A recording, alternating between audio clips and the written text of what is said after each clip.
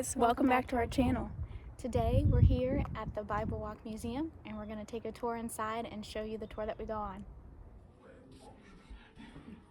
And darkness was on the face of the deep, and the Spirit of God was hovering over the face of the waters. And it was so. Then God made two great lights, the greater light to rule the day, and the lesser light to rule the night. And God saw the light, that it was good. And God said, "Let us make man in our image, according to our likeness." And took one of his ribs and closed up the flesh in its place. Out of the man's rib he made woman, and he brought her to the man. This is now bone of my bone, and flesh of my flesh. So the woman took the fruit and ate. She also gave it to her husband, and he ate. When they heard the voice of the Lord while walking in the cool of the evening, they hid from him. Who has caused you to be ashamed? Have you done the thing which I commanded you not to do? The woman you gave me, she made me eat it. Oh, the serpent tricked me and I ate. Woman, in sorrow you shall bear your children. Your desire will be toward your husband, and he will rule over you. Now Adam knew his wife, and they had a son who they named Cain. After a time they had another son who was named Abel. Abel was a keeper of the sheep, and Cain tilled the ground. When Cain brought an offering of his crop to honor God, Abel brought an offering of the firstborn of his flock. Now it came to pass that God tested Abraham and said to him, "Abraham." Here I am, Lord. "Take now your son, your only son Isaac, whom you love, and go to the land of Moriah, and offer him there as a burnt offering on one of the mountains on which I tell you." So Abraham took the wood of the burnt offering and laid it on Isaac his son, and he took the fire in his hand and a knife, and the two of them went together. And he bound Isaac his son and laid him on the altar upon the wood.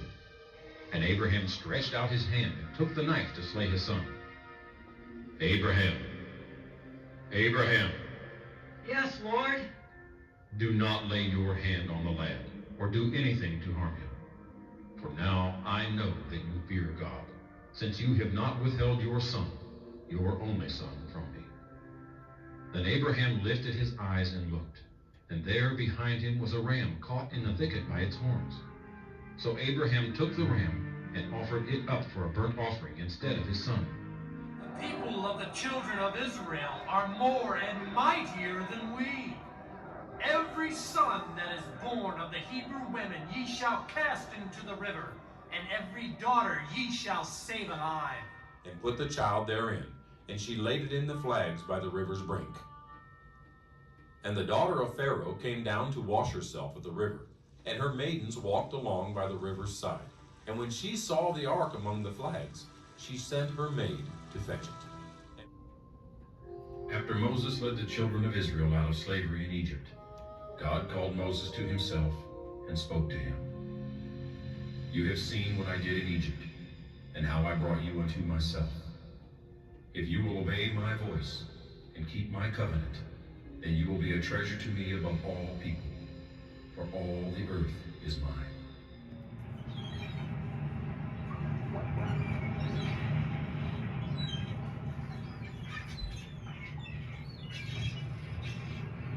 Jonah,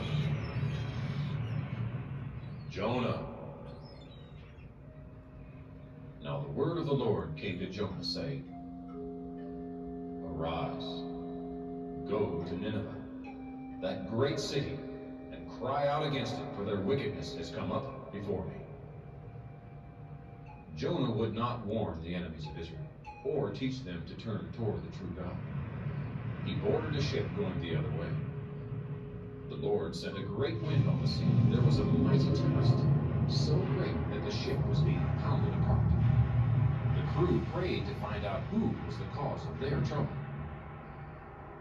"I am a Hebrew, and I have fled from the presence of the Lord God. If you will throw me into the sea, the storm will be over. I know that this terrible trouble is because of my disobedience. The Lord prepared a great fish to swallow Jonah. After 3 days and 3 nights in the belly of the fish, Jonah prayed. Lord, I cry out from the belly of hell. You are my only hope, Lord. I will do what I am asked to do. Thank you for your mercy. King Darius thought to set Daniel above his entire kingdom because of the excellent spirit that was found in him. But evil men plotted to do away with him. They drafted a petition forbidding men to pray and had it signed by the king. Then these men assembled and found Daniel praying before his God. They went before the king and asked, "Have you not signed a decree that every man who petitions any god or man within 30 days shall be cast into the den of lions?" The king said, "The thing is true." "Daniel does not show due regard for you or for the decree that you have signed." So they brought Daniel and cast him into the den of lions. But the king spoke to Daniel, "Your God whom you serve continually, he will deliver you." Then a stone was brought and laid upon the mouth of the den, and the king sealed it with his own signet ring. King Darius spent the night fasting, and no musicians were brought before him. He arose very early and went in haste to the den of lions. When he came to the den, he cried out with a lamenting voice, "Daniel, servant of the living God, has your God, whom you serve continually, been able to deliver you from the lions?" Daniel said, "O king, live forever. My God sent his angel and shut the lion's mouth." I'm amazed at how real that looks. Like, it looks like those lions are about to jump out and, like, get us. Yeah, it does. And the wax figures, they're just, like, really real here, too. They look like real people, like they're gonna walk up and touch you. It's amazing. Those lions are crazy. They look like they've, like, taken the skin off of a real lion and put it on something. I wonder if they're like taxonomy. Taxidermy? Yeah, taxidermy. I think they might be, because they look really real. Yeah. I don't know how you get it to look that real. Right? I just wanted to point that out. Like, I'm just amazed at how, like, real it all looks. Yeah. When we came for the Life of Christ, which is a different tour, we're on, which tour is it? The Miracles of the Old Testament. Miracles of the Old Testament. Like, I was amazed at how real everything looked too. I just wanted to say that. King Nebuchadnezzar, in his fury and rage, commanded that they be brought unto him. He commanded that they should heat the furnace 7 times more than it was normally heated. And he ordered that the most mighty men in his army bind the 3 Hebrews and cast them into the burning fiery furnace. Then these men were bound and were cast into the midst of the burning fiery furnace. And even the guards, which carried out the king's command, were slain by the intense heat. Then the king was astonished and rose up in haste and said, Did not we cast 3 men bound into the midst of the fire? "True, O king." Lo, I see 4 men loose, walking in the midst of the fire, and they have no hurt. And the form of the 4th is like the Son of God. The Philistines stood on a mountain on one side, and Israel stood on a mountain on the other side, with a valley between them. A champion went out from the camp of the Philistines named Goliath. He cried unto the armies of Israel, "Choose a man for yourself, and let him come down to me. If he is able to fight with me and kill me, then we will be your servants. But if I prevail against him and kill him, then you shall be our servants."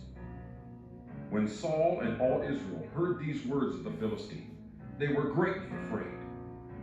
David the shepherd boy went into the camp to bring to his brothers supplies. As he talked with his brothers, Goliath came up and spoke according to the same words. David heard them and saw the men of Israel become greatly afraid. David said to the king, "Let no man's heart fail because of him. Your servant will go and fight with this Philistine." "Go, and the Lord be with you." On the battlefield, David cried out to the giant, You come to me with a sword, a spear, and a javelin, but I come to you in the name of the Lord of hosts, the God of the armies of Israel. Then David put his hand in his bag, took out a stone, slung it, and struck Goliath in his forehead, and he fell on his face to the earth. So David prevailed over Goliath with a sling and a stone. The lords of the Philistines came up to her and said, Entice him, and find out where his great strength lies, and by what means we may overpower him. And every one of us will give you 1,100 pieces of silver. After repeated attempts to trick Samson into telling wherein lies his great strength, she said to him, How can you say, I love you, when your heart is not with me?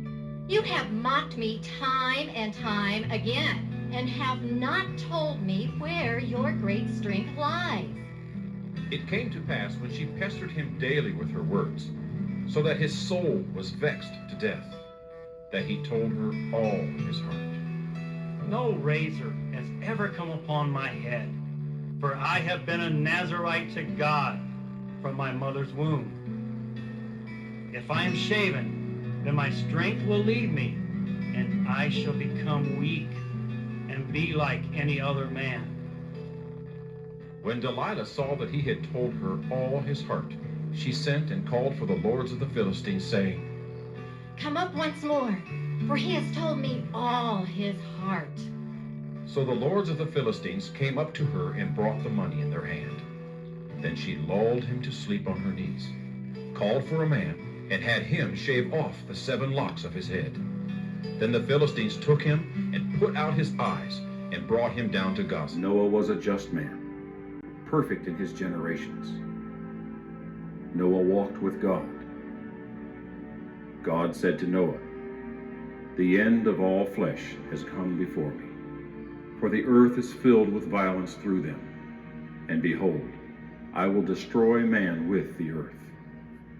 Make yourself an ark of gopher wood. Make rooms in the ark, and cover it inside and outside with pitch. And this is how you shall make it. God destroyed all living things which were on the face of the ground, both man and cattle, creeping things, and birds of the air. They were destroyed from the earth. Only Noah and those who were with him in the ark remained alive. Be afraid. Stand still and see the salvation of the Lord, which he will accomplish for you today. For the Egyptians whom you see today, you shall see again no more forever. For he will fight for you, and you shall hold your peace. Why do you cry to me? Tell the children of Israel to go forward. But lift up your rod and stretch out your hand over the sea and divide it. The children of Israel shall go on dry ground through the midst of the sea. Esau was a skillful hunter, a man of the field, but Jacob was a mild man, dwelling in tents.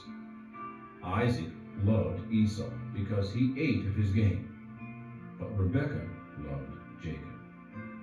Jacob cooked stew, and Esau came in from the field, and he was weary. Please, feed me with the same red stew. I am weary. Sell me your birthright as of this day. Look, I am about to die.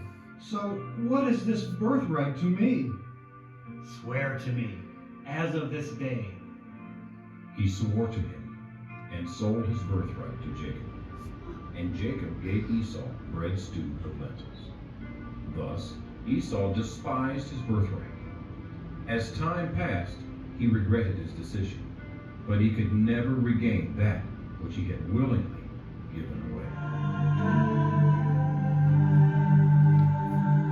The Lord spoke to Moses, saying, Make an ark, and overlay it with pure gold within and without. And thou shalt put the mercy seat above upon the ark. And in the ark thou shalt put the testimony that I shall give thee. And there I will meet with thee, and I will commune with thee from above the mercy seat, from between the two cherubims which are upon the ark of the testimony, of all things which I will give thee in commandment unto the children of Israel. Then behold, the veil of the temple was torn in two from top to bottom, and the earth quaked, and the rocks were split, and the graves were opened.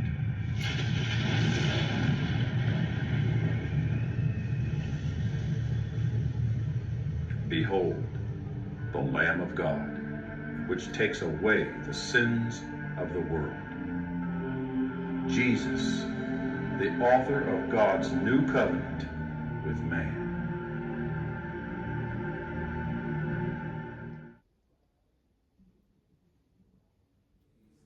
So we just finished our tour inside there, and it's pretty quiet out here, so but it was really good. I really liked the tour of the Old Testament. I felt like when we came before, we did a life of Christ, like this end's definitely where that could pick up. Or you could even do that before this. I don't know if there's an order, but I think it might be better served to do this one and then that one. Right, yeah. It was And really they're cool. hour-long tours. I think I still like the Life of Christ better, but like this would be second. I mean, we've only been to two, but it gives you more reason to come back. Right, they have multiple tours. They have 7. We'll put the list in the video and show you after this so you can see like the multiple ones that they have.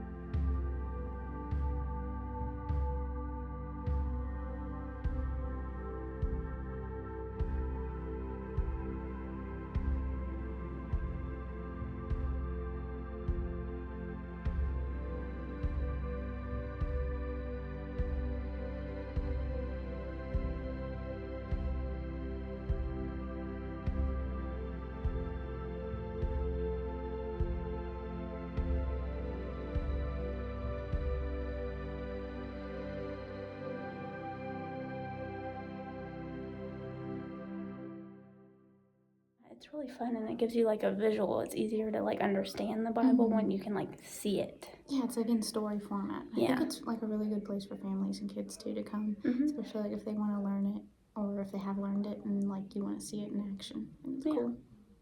See you guys next time. Bye.